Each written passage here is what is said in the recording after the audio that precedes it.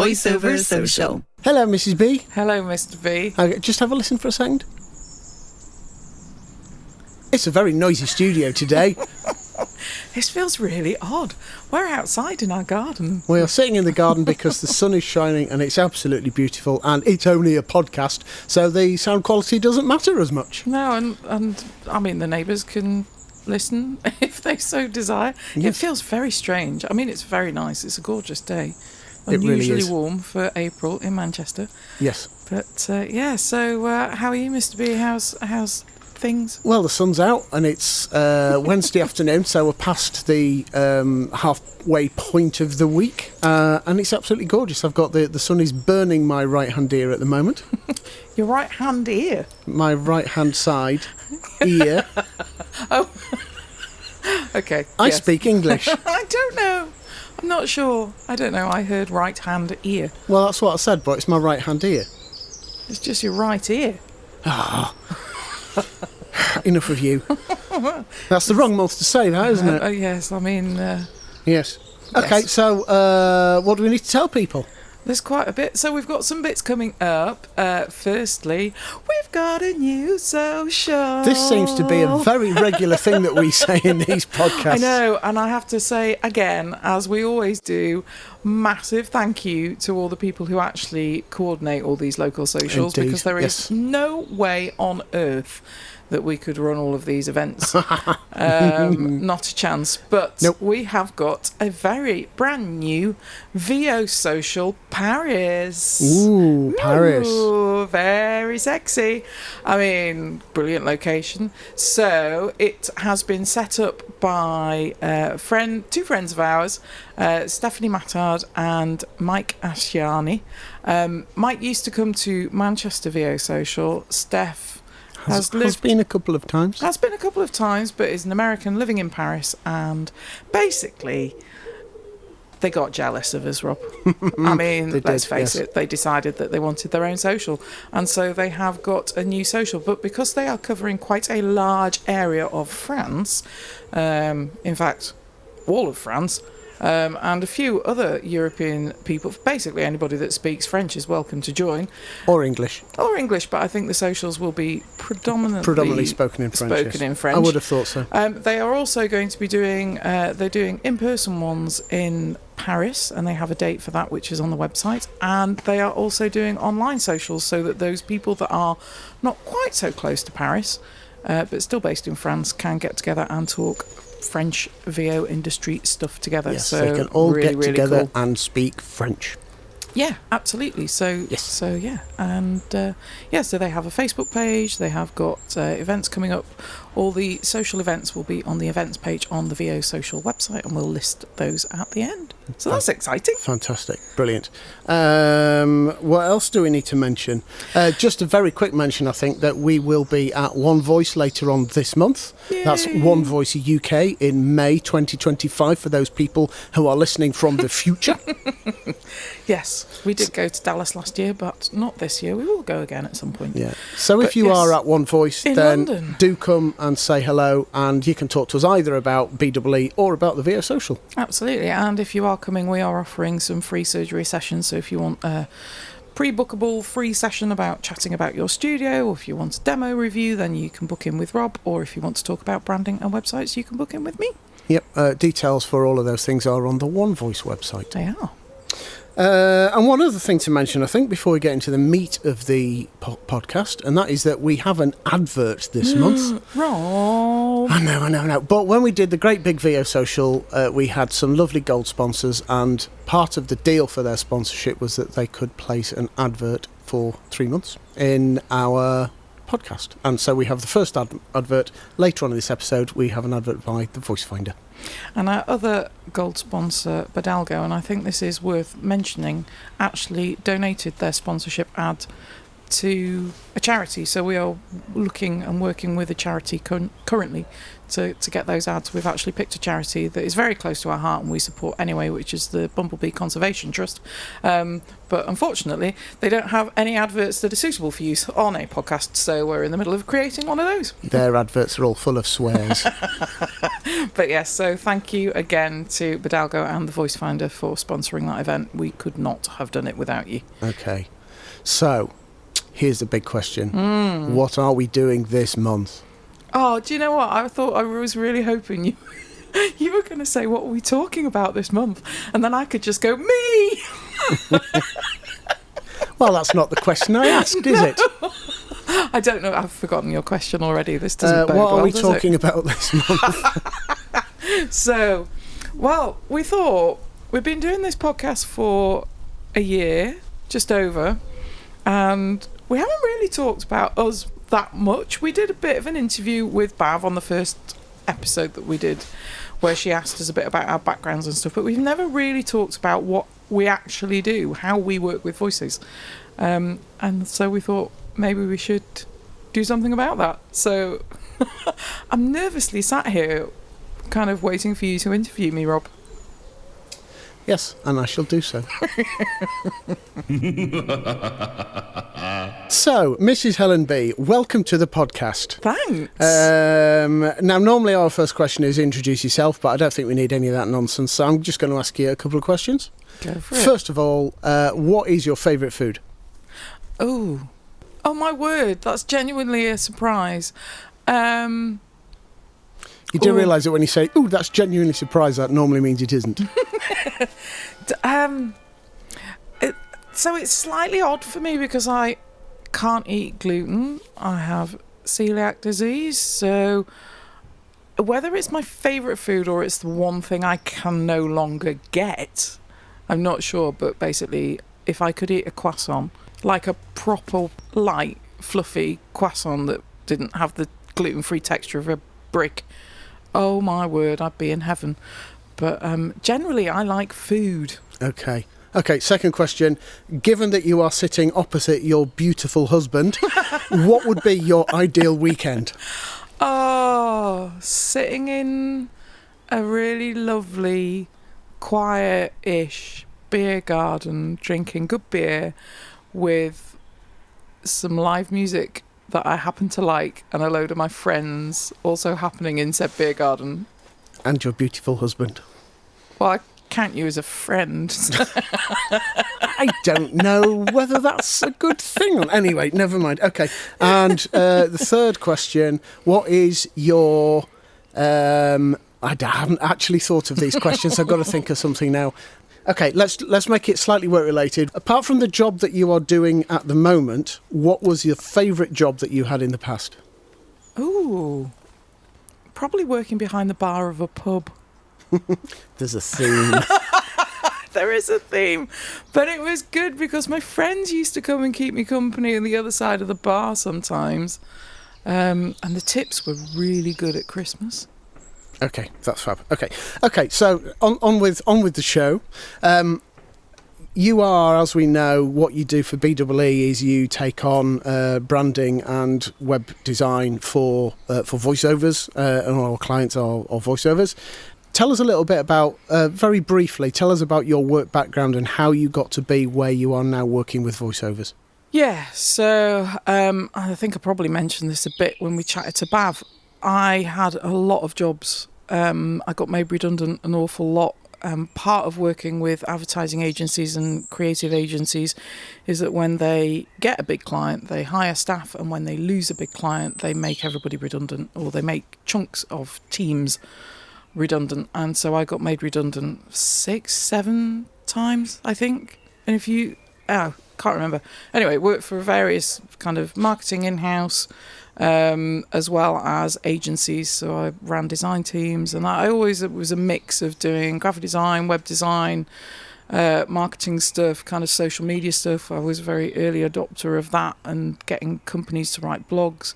But I was also really good at kind of systems and workflows and things like that. So I've kind of managed teams, I've managed print rooms, all sorts of stuff. But it just got to the point where I got sick of being made redundant.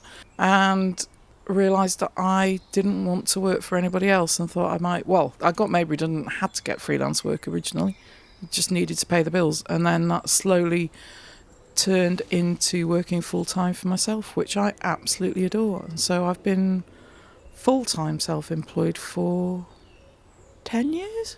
It's 12 years. 12 years, is it? 12 years. Oh my word, that's quite a long time.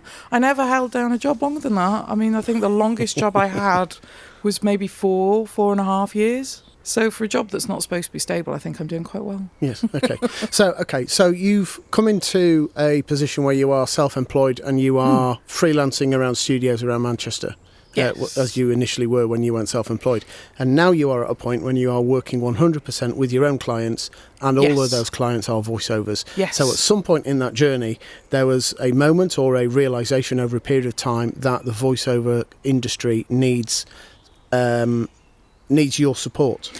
Yeah, it was a combination of... It was a really early One Voice. I think it was 7 years ago I went to my first One Voice, and I kind of gate crashed it because you were there as a speaker, but I was technically not invited. But I went because we were... Well, why not?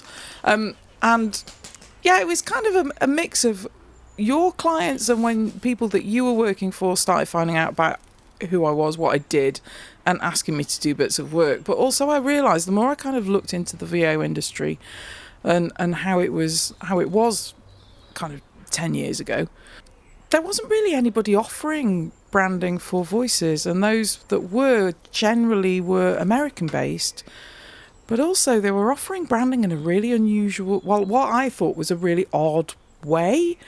I didn't think they were technically offering branding. I said, this sounds a really weird thing to say, but there was a real focus on branding the sound of somebody's voice, and that isn't branding to me. And so I realised what was being offered to people wasn't necessarily helping people, and as much as I'm sure it really helped some people, there were a lot of people that were also really struggling, and you know, like anything, it's nice to have a variety of people to pick from. So if you think that what previously was being offered wasn't branding, can you define what branding is? So there's a lot of misconceptions around what branding is, and branding itself is more of a concept than an actual physical thing. So people often confuse, and rightly so, because the wording's horrible and it's easy to do. They often confuse branding logos or brand marks and visual identity and presume that the three are the same when they're not. So a logo is a mark. It's an identifiable thing. It's a picture of sorts that you use to identify a brand, but that is not the brand itself. The type, the colours, the style of photography shoots, all of that kind of stuff is the visual identity. But again, that isn't actually the branding. The branding bit is the experience that those things create for the client. It's all about the field. And this is where we start getting a bit fluffy. But branding is very much about how you make other people feel when you work with them, or how they talk about you in a room, the emotional response that they have with your business or a company or a product. And that to me is branding. And so if you're branding the sound of a voice, or you're just creating a logo or a colour palette, you're missing the purpose of the brand, which is the strategy and the reasoning behind it. And I don't feel that you can have one without the other. Okay, so that sounds to me like that is a much more involved process than simply drawing a little icon and calling it a logo. It really is. Okay, so what is involved in your branding process?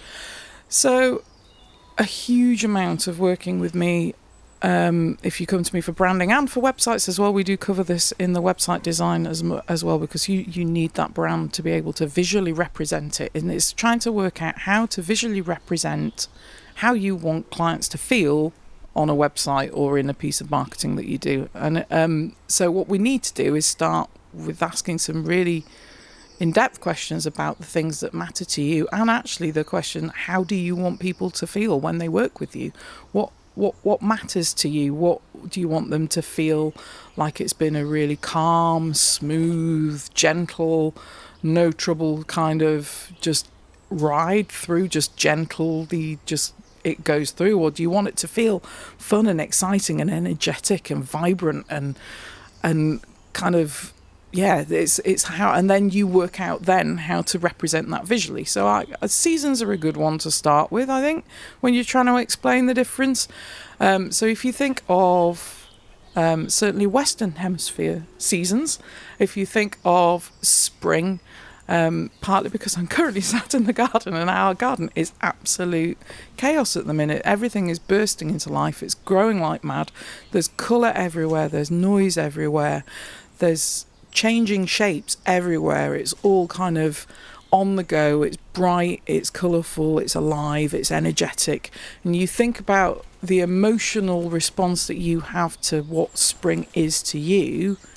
If that's how you want your clients to feel and you want to give them that energy and that vibrance, then go for things which are quite busy, things that have got lots of colour, things that are light, things that feel warm, that feel energetic, that feel like they're moving. Whereas if you want to give somebody a really cool, calm, sophisticated, peaceful kind of experience, then maybe you're thinking more winter, where things are quieter and they're softer. The sound in the atmosphere is dampened because there might be thick snow on the ground.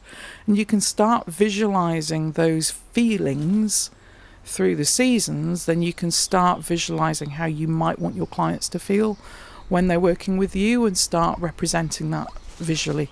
So you kind of twist it on its head. But seasons are a good one to start with. There is obviously a lot more nuances than just 4 seasons. Otherwise you'd have 4 brands and the life would be incredibly boring. You wouldn't have much work if, yes, okay. It would be very Just steal dull. someone else's work, that's fine, yeah, that's no problem. Okay, so I think we've kind of established some of your market credibility, as it were, and the fact that you do understand what you're talking about and all the rest of it. So having now done that, for those people who haven't worked with you before, I think that's quite important. Yeah. What do you think are some of the major pitfalls that voiceovers fall into when they are doing their own branding?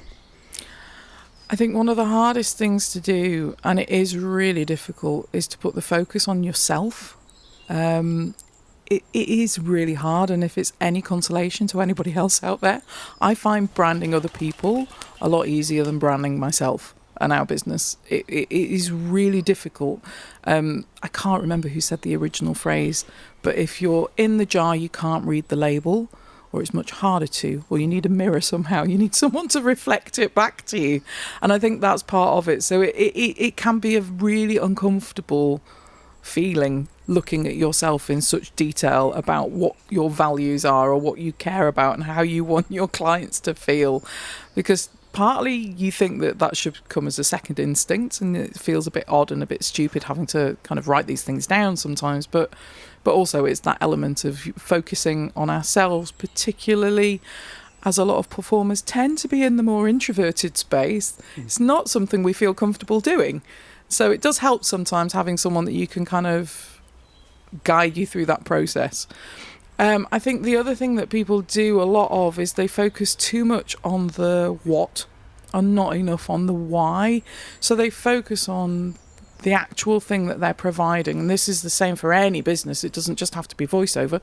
But for voices, they're focusing on the sound of their voice, whether they're male or female, the genres of work that they're working in. So whether it's corporate or narration, or whether they're doing audiobooks, or whether they're doing radio adverts or IVR or whatever it is. And to be honest, none of that matters at all when it comes to branding. And this is the bit that people really miss. If you brand how you want your clients to feel, it doesn't matter what service you're offering. It will always feel like you are offering that authentically and genuinely to people. If you focus so much on what you're doing, so the services you're actually providing, you miss the bit that people get really hooked on, and that's how you make them feel. And people remember how you make them feel way, way, way more than they remember what you actually do. If you make someone feel bloody brilliant while you're working with them, they'll remember that. If you make them feel awful while you're working with them, they'll remember that, but they won't necessarily remember exactly what happened. So it's all about the feels, and it does feel really fluffy when you start talking about it, but it's not. It's the stuff that our brains remember. Another service that you offer is website reviews. So just kind of thinking similarly to kind of that first question, the question I just asked, the previous question. When people are kind of either putting their own websites together or updating their websites, again, what are the kind of mistakes which people commonly make in that kind of scenario? So there's a mixture of stuff with websites, because there is a practical usability thing that has to happen with a website. It is a tool at the end of the day, so you need that tool to work effectively and efficiently for you to be able to get the best out of it and for your clients to be able to get the best out of it. So practical tool thing wise, one of the things that I still see happening time and time again is people do not have their demos downloadable. It's a really simple one, or they don't actually say what they do on their website. They say they're a voiceover, but they don't say who for. They don't say much about the type of client that they want to work with. So that's a big one. But also I think people are really scared to let their personality come across online, usually because they're fearful that they're going to put people off working with them. And this is going to sound odd at first, but actually putting clients off you and repulsing some people is a really, really positive thing. You have to repel as much as you attract. If you think of all the really big brands that everybody knows, like Apple, I'm going to pick on Apple, there are people that hate Apple as much as there are people that love them, and those super fans will do anything they can to queue up outside to get a new iPhone at very expensive prices, and they'll sleep outside stores and do weird things, or trainers, there's so many examples. But at the same time, there will always be people that think that that is absolutely ridiculous and that it's a con, it's not worth that kind of money. And that is absolutely fine. The problem with trying to appeal to everybody is you just become beige. You become bland, you become vanilla, you become nothing. You don't become memorable. So you have to be willing to be a bit more you to be able to stand out. And people like working with people that they like. So show your personality a bit. Yeah, I was going to ask about that actually, just from what you said earlier about people are scared to show their personality online. Yeah. If you work for a big company, that company has a brand. Yes. And that brand has a kind of a tone of voice that you are kind of expected to talk to. So it's giving a personality to that major blue chip company. Yep. That same principle, I would guess, applies to voiceovers as well. Absolutely. So therefore, they either have to put their own personality out there to the world or pretend to be someone else in their branding.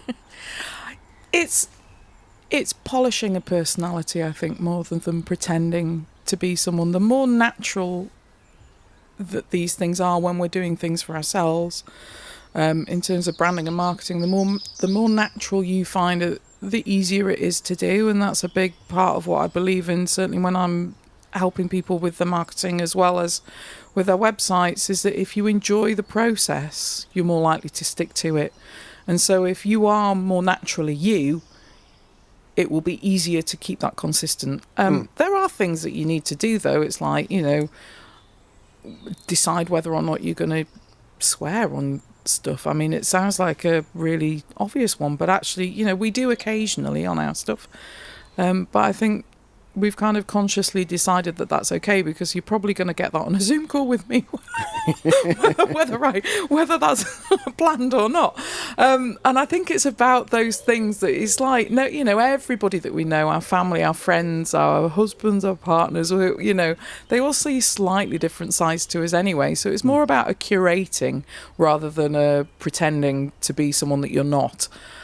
But yeah, I think go easy on yourself. You are the best thing about you. You are the unique thing that nobody else can replicate. So enjoy being that uniqueness and show off a little bit about it. Okay, so uniqueness. We are talking about voiceovers who all read out loud for a living. How do we differentiate? You know, me, Joe Bloggs, I'm a corporate voiceover. How do I differentiate myself from Jim Smith, who is also a corporate voiceover?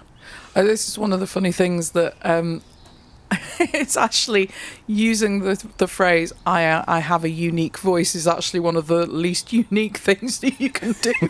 There's a slight irony in the wording of that. Again, it comes back to how you work with people, your background, the stuff that got you into the business, if you've got an acting background or not, and also stuff about your voice as well. I mean, obviously, if you've got, you know, we all have accents, we all have, you know, even if mine is a generic North female British accent, it's still different to a generic South East British female of my age. And so it's also about the kind of person that you want to work with. I mean, I don't want to work with people that don't deeply care about what they're doing. I want to work with, and this is very much me personally, I want to work with people who really, really give a shit about what they do for a job. I am not interested in people, and I'm not interested in working with people who are in this just to earn money. I'm not interested in working with people who are happy doing certain kind of ethical things. Like, I kind of want people to want to pay their tax. I don't want to work with people who are happy having an offshore account. I'm not sure people are in, you know, maybe that we're not in that. We're certainly not in the situation to be able to. I wouldn't even know where to begin, Rob. But you know what I mean? It's those kind of core principles. And I think the more you start talking about things that matter to you, and similar to us, so, you know, the wildlife thing is something that we both care about. We support a Bumblebee Conservation Trust because it makes sense for our brand to do that. It's not just a soulless, heartless gesture. And as much as some people will think, you know, oh, you're just doing it because, and you talk about tax evasion, but you're donating to a charity so you don't have to pay as much corporation tax. Not quite the same, but anyway. It will appeal to people as well, the fact that I care about those things and the fact that you've got common ground with people. If if you're really into your sports, then maybe try and look to get jobs in that field because it's something that you really care about, and people pick up on the smallest things, and people can tell when you're being fake, and if you've got a real passion for something, then that's who I want to work with. I want to work with those people. Okay, so final kind of question. I am a voiceover. I am looking over my branding. I am looking over my website, and I am just feeling a little bit kind of not disillusioned with it, but I'm just not happy with it. It's not quite me. It's not kind of, I'm not getting the hits on the website, or that's not translating into work or whatever. But I'm just really, really, really just, it's okay, but it's not brilliant. Give me 3, 4, 5 easy top things that you can do, okay, which would reinvigorate your brand, your public face, as it were. Yeah. Easy things that people can do for themselves. So I think a good one to start with branding particularly, is if you're feeling a bit meh, or you're feeling like it just isn't quite you, then go back to that. How do you want clients to feel when they work with you? And list out those words, and then try and visualize how those words would work on your site. So if you wanted people to have that, they wanted to be really energetic, you wanted people to be really excited, you wanted there to be energy around people working with you, then you need to have a colour palette that reflects that on your website. So you don't want to go for beiges, you don't want to go for browns, you want to go for more spring-like colours, and I think that can really help sometimes. So that would be one. I think the key one for the actual website copy is remember, it's about your client, it's not about you. Even though you are writing the copy about what you do, what you need to do is write it about your client and answer their questions. So tell people that you're a voiceover, but tell them where you work, what sort of work you do. Do you do radio adverts? Do you do IVR? Do you do on-screen stuff? Do you do talk about it, because that's how people understand what you do. In terms of the SEO stuff, this might come across as slightly controversial. There's probably better things to spend your time on than worrying about the number of hits you're getting from your website by organic traffic. And by that, I mean people that just randomly stumble across your website because they've popped VoiceOver into a search engine. It is a tactic that works for some, but you are far better spending that time and energy sending your website out directly to people in email marketing or local networking events or whatever it is, and getting in contact directly with people, and you sending people to your website, than you are just hoping that someone's going to find it. It does work. SEO obviously works, which is why everybody prattles on about it, but it can be very time consuming, and a small, certainly a 1 to 10 page website, there's no way it's ever going to hit highly on those things unless you've got a really active blog. Just don't worry about it too much. Do you want some more tips? If there are any more quick and easy ones. Okay, make your demos downloadable. Mm-hmm.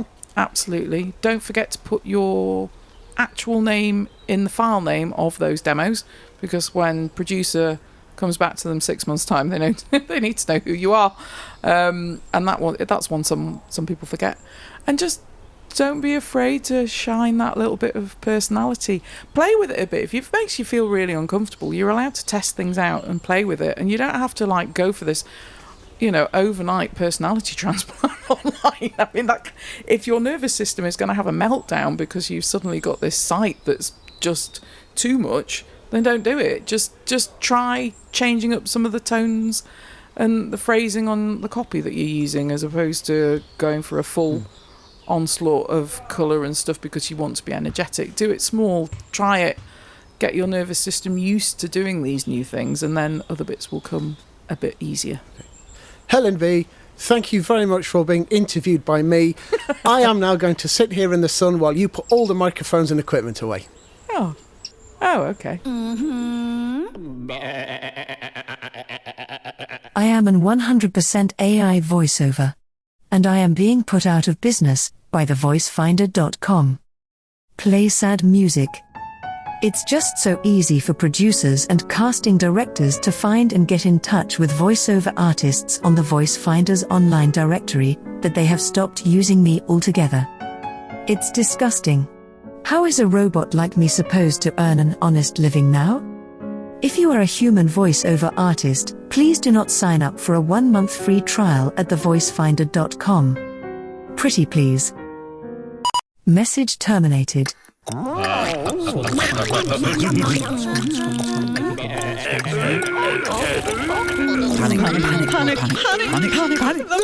room. Like I said, I'm brand new to all this, so I've not really done my. Basically, I've been acting in theatre and on screen for the past 10 years, and suddenly had on set a microphone thrust in my face and said, "Would you do some voiceover for us?" And I loved it. It was loads of fun. And subsequently, I've done a couple of workshops to sort of learn and whatnot. And I thought I'd come along and sort of ask, has anyone got any sort of advice of how to go about getting yourself out there? Finding things to. It's a big question. I think the first things to do is absolutely make sure that you are game ready. Mm-hmm. As soon as you're out there, you are competing with people who've been doing it for 10, 20, 30, 40 years. And, you have to compete with them. As much as it is fun, as much as it's creative, as much as anything else, you are running a business, you are trying to keep a roof over your head. Mm-hmm. So, making sure you are match fit. And that involves a number of different things, really. In terms from the actual voicing point of view and the studio point of view, the first thing you are going to need to do is kind of make sure that your studio is sounding as great as it can do, and make sure that it is a professional sound. And there are lots of different kind of schools of thought about that, and lots of different things that you kind of need to be paying attention to. So you like your soundproofing to make sure that you can't hear the telly in the next room or the toilet flushing, and also acoustic treatment on top of that to make sure that your room is not reverberant. I mean, the way I kind of think of it is that if people can tell where you have recorded your audio, you're kind of breaking the fourth wall a little bit. Yeah. You know, when you're recording your voiceovers, you want it to sound like you are whispering in someone's ear, even if you're not whispering. But if you are in a kitchen, you can hear it's a kitchen. If you are in the cupboard under the stairs, it sounds very different to a kitchen, you know. And so when you're narrating your little piece about this lion stalking the gazelles across the Serengeti, and it sounds like you're, you know, sitting on the toilet or whatever, then it's kind of just breaking that illusion between you and the listener. And to be honest, you wouldn't be hired for the job if that's what your audio sounded like. So making sure that all of that is absolutely right.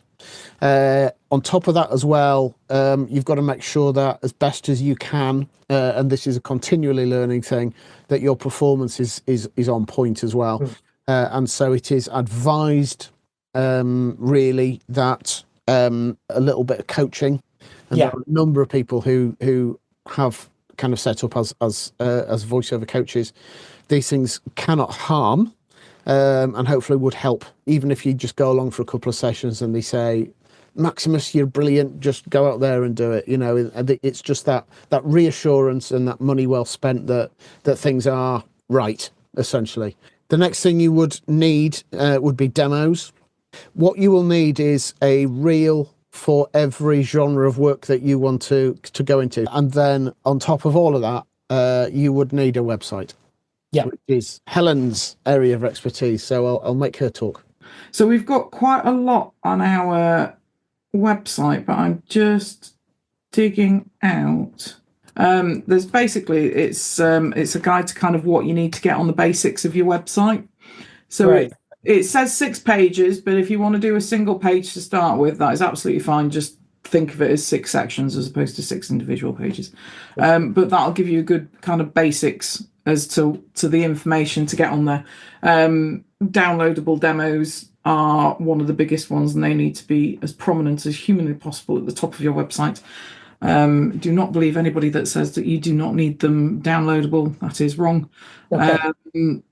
And, you know, but just fairly obvious things, but, you know, your name, your contact details, a little bit about who you are and about the kind of work that you want to get into as well. Because obviously, if you don't talk about the work that you do, no one will be able to second guess that. I guess one of the biggest differences, and I'm sure some of the other people in the room will be able to confirm that one of the biggest differences between acting and voice acting is the way that you'll get work, and a huge amount of voice acting stuff will come from your own direct marketing as opposed to relying on agents. You really can't rely on agents to get you work for VO. Even the biggest named VOs going usually only get about 30% of their work through an agent. So you really need to start kind of thinking about who you want to approach, how you're going to do it. Social media can be great, but actually you're probably better off with emails. You can drown in a sea of weird stuff, let's face it. I don't know how else to describe social media at the minute other than it's all a bit weird. And utilize kind of current contacts, use like local networking groups, join some small business stuff, especially if it's free. And if you're really new to it as well, there will be government grants potentially in your area available for either setting up studios. I've had people work with me and are currently working with me to get full brand and website done that's been paid for. Someone that I worked with a couple of years ago got half a website and half a studio paid for with a government set up grant. And there are other training things. I've used them as well, and you can kind of just for some of the more basic stuff like how to sort your accounts out and all the kind of really, you know, joyous businessy things. So it's worth looking at some of those as well. You've been listening to the Voiceover Social podcast hosted by Rob Bee and Helen Bee from BEE. Sponsored by thevoicefinder.com and BEE. Socials coming up soon are Brighton on the 8th of May, Bath on the 30th of May, the Midlands in Solihull on the 31st of May, Kent on the 3rd of June, Helsinki on the 4th of June, the Paris Online Social on the 6th of June, Belfast on the 7th of June, Manchester on the 14th of June, the Pint and Rabbit Online Social on the 20th of June, Wessex Online on the 26th of June, and Paris' first ever in-person social on the 27th of September. Voiceover Social. All audio production by Rob B. Please like, subscribe and leave a review to help more voiceover people find us. And if you want to email us, it's listen@thevoiceover.com. See you next month. The Voiceover Social.